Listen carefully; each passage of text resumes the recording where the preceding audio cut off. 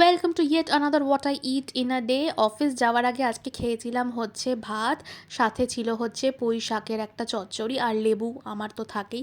আর এর সাথে ছিল হচ্ছে পোস্ত দিয়ে একটা মাছ, মানে একটা মাছের কালিয়া ঠিক বলবো না, মানে পোস্ত মাছ বলতে পারো, পোস্ত রুই হোয়াট এভার।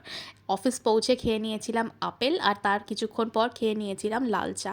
আর রোজ আমাদের অফিসে একটা করে চিপসের প্যাকেট খোলা হয়, আর সেটা সবাই মিলে আমরা খাই। তো আজকে দেখো এই চিপসটা খেয়েছি।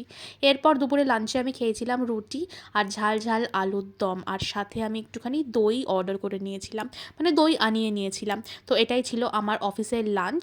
আর অফিস থেকে ফেরার পথে আজকে ভীষণ দই ফুচকা খেতে ইচ্ছা করছিল, তো আমি গেছিলাম দই ফুচকা খেতে। তো রাস্তায় দাঁড়িয়ে দাঁড়িয়ে দেখো আমি দই ফুচকা খেলাম, আর তারপর বাড়িতে চলে এলাম। ডিনারে খেয়েছিলাম কাঁচকলার কোপ্তা, আর ছিল হচ্ছে ঝাল ঝাল করে একদম চিকেন কারি। এটা দিয়েই খেয়ে নিলাম আজকে আমার ডিনার, আর এটা ছিল আজকের খাবার দাবার।